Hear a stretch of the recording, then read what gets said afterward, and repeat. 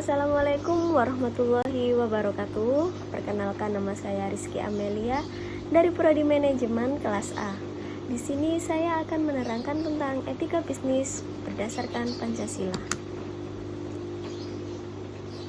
Di zaman yang serba modern ini, nilai etika, norma, dan moral seringkali diabaikan oleh rakyat Indonesia, terutama oleh anak muda, sehingga mengakibatkan hilangnya karakter bangsa Indonesia yang sesungguhnya.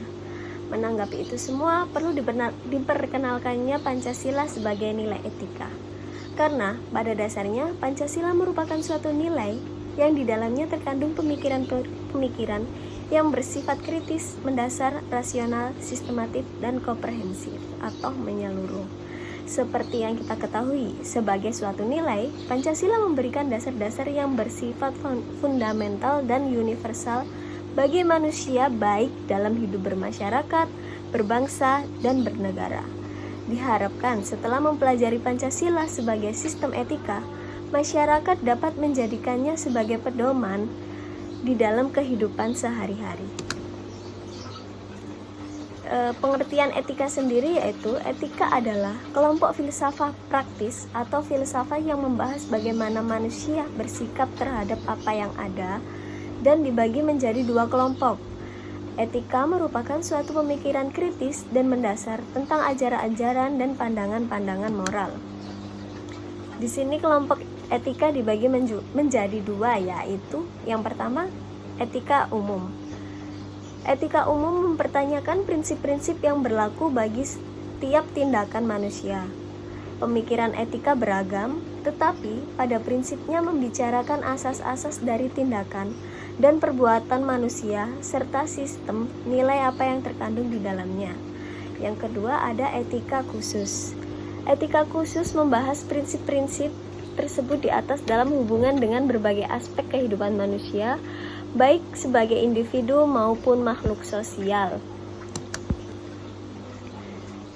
Di sini Pancasila berisi nilai-nilai dasar. Nilai yang pertama yakni ketuhanan.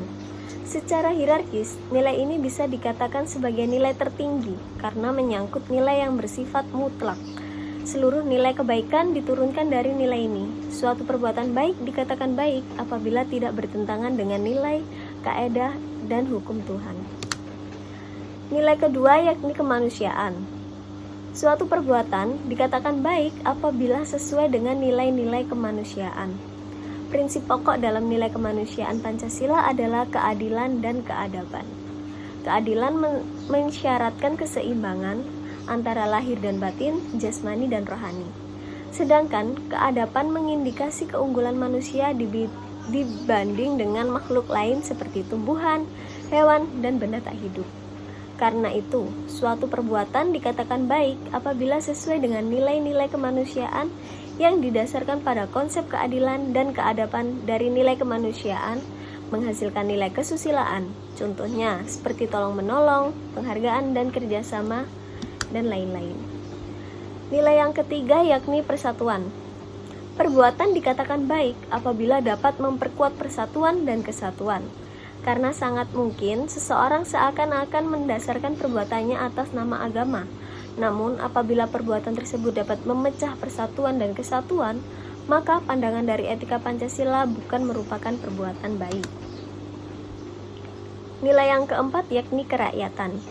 Dalam kaitan dengan kerakyatan, terkandung nilai lain yang sangat penting, yaitu nilai hikmat, kebijaksanaan dalam permusyawaratan. Kata hikmat kebijaksanaan berorientasi pada tindakan yang mengandung nilai kebaikan tertinggi. Atas nama mencari kebaikan, pandangan minoritas belum tentu kalah dibanding mayoritas. Dengan demikian, perbuatan belum tentu baik apabila disetujui atau bermanfaat untuk orang banyak. Namun, perbuatan itu baik jika atas dasar musyawarah yang didasarkan pada konsep hikmah atau kebijaksanaan. Yang terakhir yaitu nilai yang kelima yakni keadilan. Nilai keadilan pada sila kelima lebih diarahkan pada konteks sosial. Suatu perbuatan dikatakan baik apabila sesuai dengan prinsip keadilan masyarakat. Menurut Colbert, keadilan merupakan kebajikan utama bagi setiap pribadi masyarakat. Keadilan mengandaikan sesama sebagai partner yang bebas dan sama derajatnya. Pancasila sebagai sistem etika dapat menjadi sistem etika yang sangat kuat. Nilai-nilai yang ada tidak hanya bersifat mendasar, namun juga realistis dan aplikatif. Sekian presentasi dari saya, kurang lebihnya saya mohon maaf. Wassalamualaikum warahmatullahi wabarakatuh. Terima kasih.